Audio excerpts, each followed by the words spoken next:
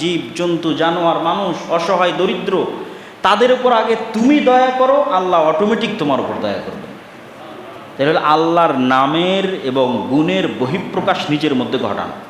যেমন আল্লাহ সুবহানাহু ওয়া তাআলার একটা নাম হচ্ছে তিনি সবুর, হালিম, ধৈর্যশীল। আপনি চান যে আল্লাহ আপনার ক্ষেত্রেও ধৈর্যের বহিঃপ্রকাশ ঘটাক, কিন্তু আপনি নিজে ধৈর্য ধারণ করেন না। তো এই নামগুলোর ব্যাখ্যা আমরা আস্তে আস্তে আসবো। তো আল্লাহ সুবহানাহু ওয়া তাআলার নামের উপর ইবাদত করার সর্বশেষ অপশনটা কি? আল্লাহর গুণের বহিঃপ্রকাশ, যেগুলো নিজের মধ্যে আনা সম্ভব নিয়ে আসা। আপনি চান যে আল্লাহ আপনার টাকা পয়সা বাড়িয়ে দিক, তো আপনি আর যত মানুষের রিজিকের ব্যবস্থা করবেন, আল্লাহ আপনার হাত দিয়ে তত মানুষের রিজিকের ব্যবস্থা করে দিবে। তাহলে অটোমেটিক আপনার টাকা বাড়বে। তাহলে আপনি যত বেশি মানুষের রিজিকের দায়িত্ব নেবেন, আল্লাহ তার রাজ্জাক হওয়ার গুণ আপনার উপর তত বেশি বহিঃপ্রকাশ ঘটাবে। যে আল্লাহ রাজ্জাক, ইয়ারযুকু মান ইয়াশা বিগাইরি হিসাব, যাকে ইচ্ছা তাকে বেহিসাব রিজিক দান করতে পারেন, এই গুণের বহিঃপ্রকাশ ঘটাবে।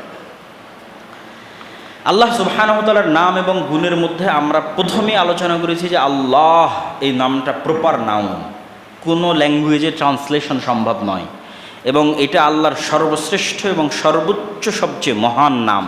এই জন্য কালেমা তয়্যিবা এই নামই নামকরণ করা আছে, লা ইলাহা ইল্লাল্লাহ, আল্লাহু আকবার।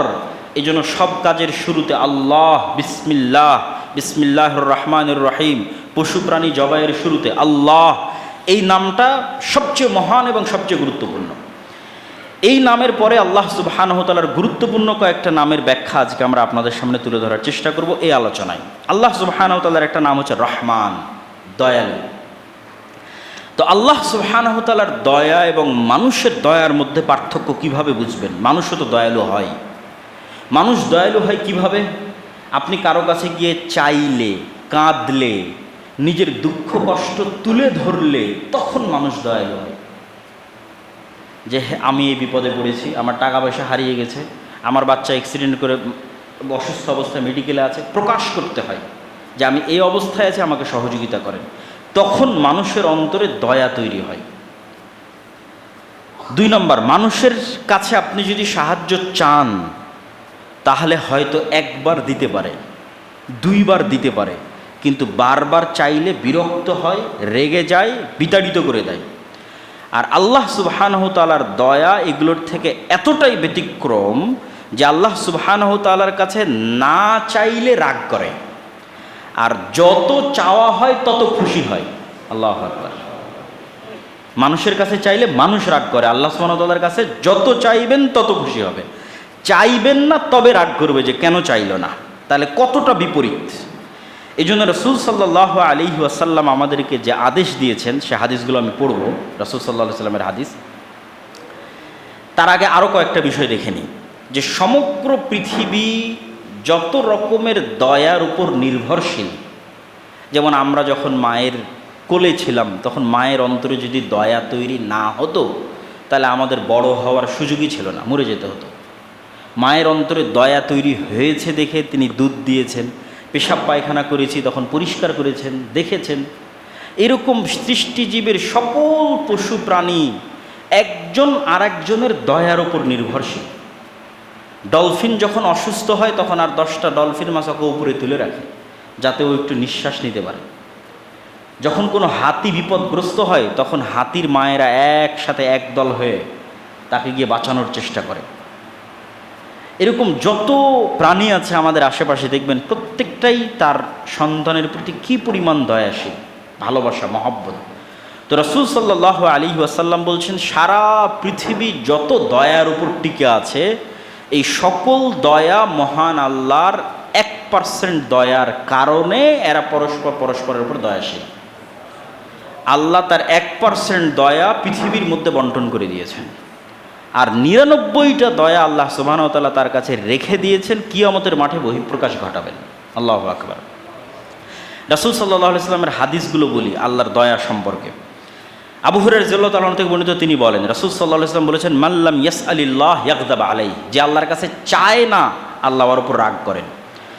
রাসূল সাল্লাল্লাহু আলাইহি ওয়াসাল্লাম বলেন, আনাস বিন মালিক থেকে বর্ণিত, লা ইয়াসআলু আহাদুকুম রাব্বাহ হাজাতাহু কুল্লাহা, তোমাদের সবাই যেন তাদের প্রত্যেকটা প্রত্যেকটা প্রয়োজনের কথা আগে আল্লাহকে বলে। হাত্তা শিসা না আলিহি ইদান কাতা, যদি ওর পায়ের জুতার ফিতাও ছিঁড়ে যায় তাহলে আগে যেন আল্লাহকে বলে, আল্লাহ আমারে পায়ের জুতার ফিতাটা আপনি ঠিক করে দেন। এই পরিমাণে যেন সে আল্লাহর কাছে চাইতে অভ্যস্ত হয়। কিন্তু দেখবেন মানুষ আল্লাহর কাছে না চেয়ে বড় বড় প্রশাসনের হর্তাকর্তা, ঘুষের লেনদেন, টেবিলের নিচ দিয়ে লেনদেন, মাথা নত করা, ওই জায়গাগুলোতে মানুষ আগে কড়া নাড়ে, কিন্তু রব্বুল আলামিনের কাছে ফিরে যেতে চায় না।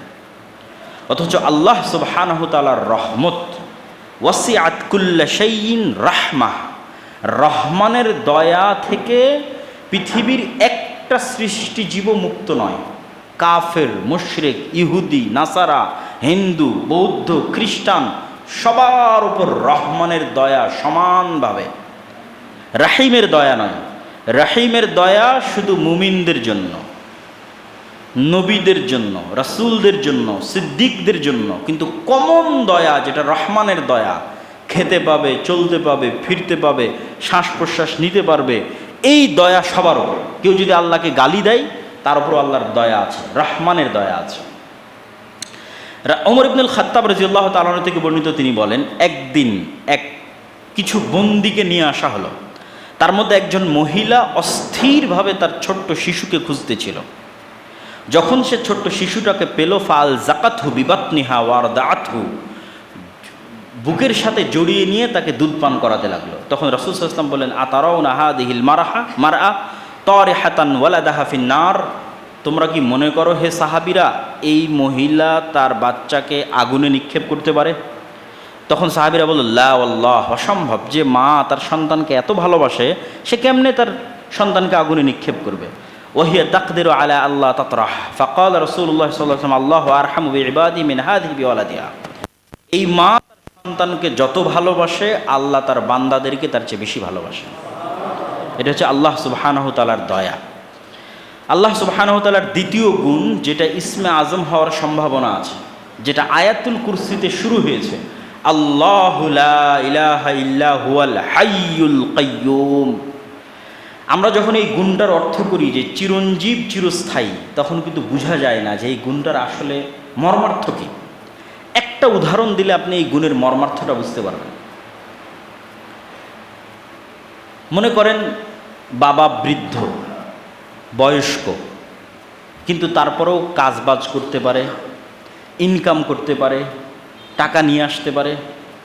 তো এরকম সময়ে ছেলে খুব হতাশ, বাবার ছেলে খুব হতাশ। কেমনে পড়াশোনা করবে, কেমনে শিক্ষা অর্জন করবে, কেমনে বিদেশে যাবে, টাকা পয়সা কেমনে উপার্জন করবে। তখন বাবা সান্ত্বনা দিয়ে ছেলেকে বলছে, আরে বেটা, তোর বাপ এখনো বেঁচে আছে, তোর বাপ এখনো মরেনি, তোর বাপ এখনো বেঁচে আছে। তোকে কি করা লাগবে, কি খাওয়ানো লাগবে, কোথায় পাঠানো লাগবে, কি পড়ানো লাগবে, তোর বাপ বেঁচে থাকতে তুই চিন্তা করিস না। তো মানুষ যে আর এক মানুষকে চ্যালেঞ্জ দেয় যে আমি কিন্তু এখনো বেঁচে আছি, মরিনি রে, তো আল্লাহ বলছে, আল্লাহু লা ইলাহা ইল্লা হুয়াল হাইয়ুল কাইয়্যুম। মানুষ যখন চরম বিপদে, তখন যেন ওর মনে থাকে যে আল্লাহ মরেনি, আল্লাহ মরে না, বেঁচে আছে, আল হাই। এই জন্য রাসূল সাল্লাল্লাহু আলাইহি ওয়াসাল্লাম বদরের যুদ্ধে এই নামটা বারবার উচ্চারণ করছিলেন যে আল হাইয়ুল কাইয়্যুম বিরহমাতিকা আস্তাগীস।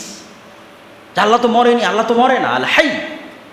ওই উদাহরণের সাথে কানেক্ট করলে আপনি আল্লাহর এই নামের অর্থটা বুঝতে পারবেন। আল কাইয়্যুম, তিনি নিজে টিকে থাকেন, টিকে আছেন, আর সারা আসমান জমিন এবং তার মধ্যে যা কিছু টিকে আছে তার আল কাইয়্যুম এই নামের কারণে টিকে আছে। কাইয়্যুমুস সামাওয়াতি ওয়াল আরজ, সূর্য সূর্যের জায়গায় থাকতো না, ছিটকে পড়ে যেত যদি আল্লাহ কাইয়্যুম না হতো। চাঁদ চাঁদের জায়গায় থাকতো না যদি আল্লাহ কাইয়্যুম না হতো। আসমান আসমানের জায়গায় থাকতো না যদি আল্লাহ কাইয়্যুম না হতো। পৃথিবী পৃথিবীর জায়গায় থাকতো না, ভেঙে টুকরো টুকরো হয়ে যদি আল্লাহ কাইয়্যুম না হতো। শূন্যে পৃথিবীকে স্থির রেখেছে, ঘুরতেছে, সব কাইয়্যুম টিকে আছে, আল্লাহ কাইয়্যুম। এই জন্য আল হাইয়ুল কাইয়্যুম, চিরঞ্জীব, চিরস্থায়ী। এই জন্য আল্লাহ সুবহানাহু ওয়া তাআলা কোরআন মাজিদে বলছেন, কুল্লু শাইইন হালিক ইল্লা ওয়াজহা, সারা পৃথিবীর সব কিছু ধ্বংস হয়ে যাবে, এমনকি আরশ বহনকারী ফেরেশতারাও মৃত্যুবরণ করবে, জিবরাইলও মৃত্যুবরণ করবে, মালাকুল মউত যে মানুষের জীবন কবজ করে সেও মৃত্যুবরণ করবে, শুধু বেঁচে থাকবে কে? কাইয়ুম কে, হাই কে? আল হাইয়ুল কাইয়ুম, চিরঞ্জীব চিরস্থায়ী, শুধু তিনি থাকবেন। আল্লাহ সুবহানাহু ওয়া তাআলার দ্বিতীয় আর একটা নাম যেটারও ইসমে আজম হওয়ার সম্ভাবনা আছে, সেটা হচ্ছে আস-সামাদ। এই নামটা পবিত্র কোরআনে আর কোথাও ব্যবহার হয়নি, শুধু সূরা ইখলাসে ব্যবহার হয়েছে। এবং ধারণা করা হয় যে শুধু এই নামটার কারণে, আস-সামাদ এই নামটার কারণে সূরা ইখলাসের এত ফজিলত। তো আস-সামাদ এই নামটা আল্লাহর যত নাম আছে সব নামের মধ্যে উচ্চারণে বেশি ভাব গাম্ভীর্যপূর্ণ। সব নামের চেয়ে কেউ যদি বিশুদ্ধভাবে আরবি উচ্চারণ করতে পারে তাহলে আস-সামাদ এই নামটা উচ্চারণে বেশি ভাব গাম্ভীর্যপূর্ণ, বেশি শক্ত, বেশি প্রভাবশালী। তো সামাদ নামের অর্থ কী? সামাদ নামের হুবহু অনুবাদ বাংলা ইংরেজিতে করা সম্ভব নয় ব্যাখ্যা ছাড়া। যে একটা শব্দ দিয়ে আমি অনুবাদ করে দিলাম রহমানের মতো দয়ালু, এইভাবে অনুবাদ হয় না আস-সামাদ নামের। এর ব্যাখ্যা লাগবে। এর এক নম্বর ব্যাখ্যা হচ্ছে আল্লাহ সুবহানাহু ওয়া তাআলা আত্মনির্ভরশীল, অমুখাপেক্ষী, এক নাম্বার। দুই নাম্বার, সাথে সাথে সারা পৃথিবীর সকল কিছু একে অপরের তো মুখাপেক্ষী অবশ্যই, তার পাশাপাশি তারা আল্লাহর উপর নির্ভরশীল, দুটো একসাথে।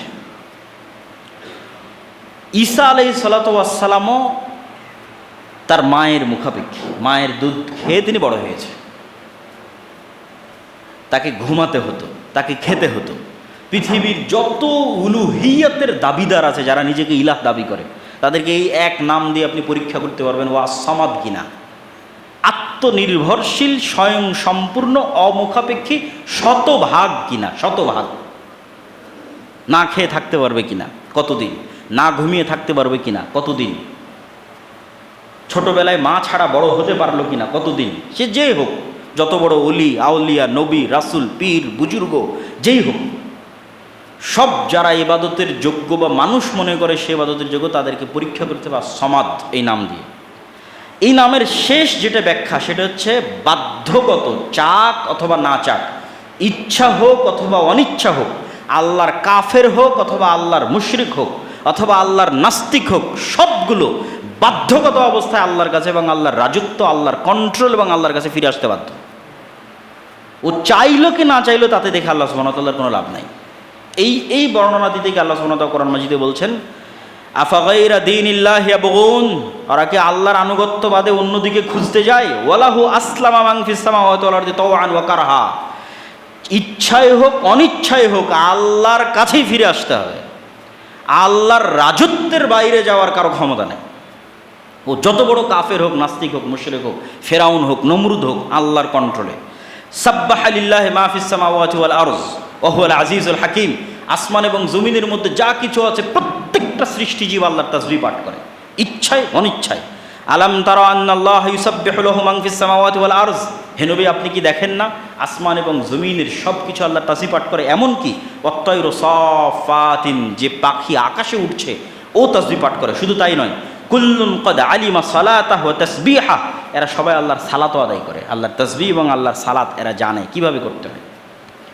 ওয়ালিল্লাহি ইয়াসজুদু মান ফিস সামাওয়াতি ওয়াল আরদি তাওআন ওয়া কারহা, চাক অথবা না চাক, ইচ্ছা হোক অথবা না হোক, সব সৃষ্টিজীব আল্লাহ সুবহানাহু ওয়া তাআলার কাছে সিজদায় অবনত হতে বাধ্য হয়, হতে হয়।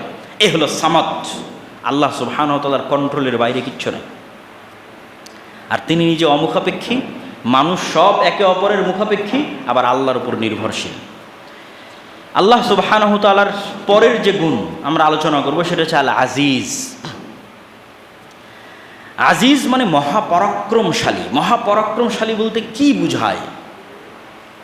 মানুষের ক্ষমতা থাকতে পারে, সাবেক প্রধানমন্ত্রীরও ক্ষমতা ছিল, কিন্তু মহাপরাক্রমশালীর ক্ষমতা কি?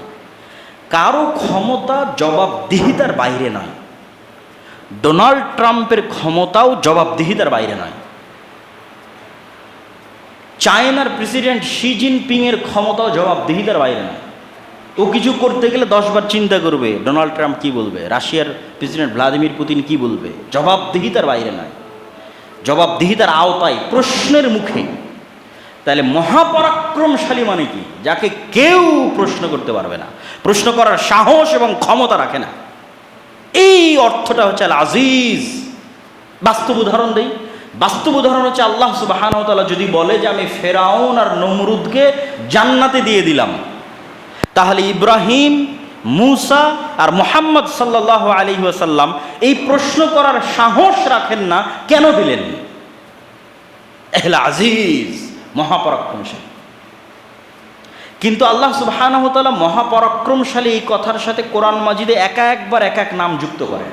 কোথাও বলেন আজিজুন হাকিম, কোথাও বলেন আজিজুন আলিম, কোথাও বলেন আজিজুন রাহিম। তো যখন যেখানে যে নাম যুক্ত করবে তখন আর একটা ভিন্ন অর্থ দিবে। যেমন সূরা শুআরার মধ্যে আল্লাহ সুবহানাহু ওয়া তাআলা নবীদের ঘটনা বর্ণনা করতে গিয়ে মুসাকে কিভাবে বাঁচালেন, ইব্রাহিমকে কিভাবে বাঁচালেন, ইউসুফকে কিভাবে বাঁচালেন, এগুলোর বর্ণনা দিতে গিয়ে বারবার বলেছেন আমি আজিজুন রহিম, মহাপরাক্রমশালী। আর আমার এই মহাপরাক্রম ক্ষমতার বহিঃপ্রকাশ আমার নবীদের উপর দয়ার কারণে ঘটিয়ে থাকি, সবসময় ঘটাই না। ফেরাউনের মতো শাসককে পানিতে ডুবিয়ে দিলাম, রাস্তা তৈরি করে দিলাম মিডিলে, এটা আমার মহাপরাক্রম ক্ষমতার বহিঃপ্রকাশ, কিন্তু সব সময় ঘটাই না। রহিম, মুসার উপর দয়া করে ঘটিয়েছে।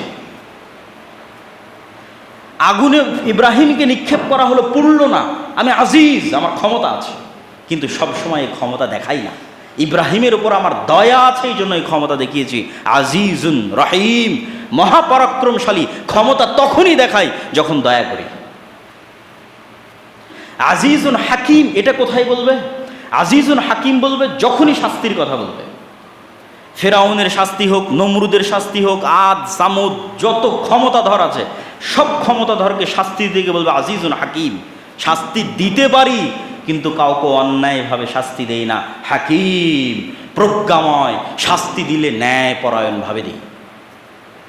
কেউ অন্যায় করলো না আর ওকে শাস্তি দিয়ে দিলাম, যা ইচ্ছা তা করার ক্ষমতা আমার আছে, কেউ আমাকে প্রশ্ন করতে পারবে না, এ কথা সত্য, কিন্তু শাস্তি দিলে হাকিম, প্রজ্ঞাময়, ন্যায়পরায়ণতার সাথে শাস্তি দিই।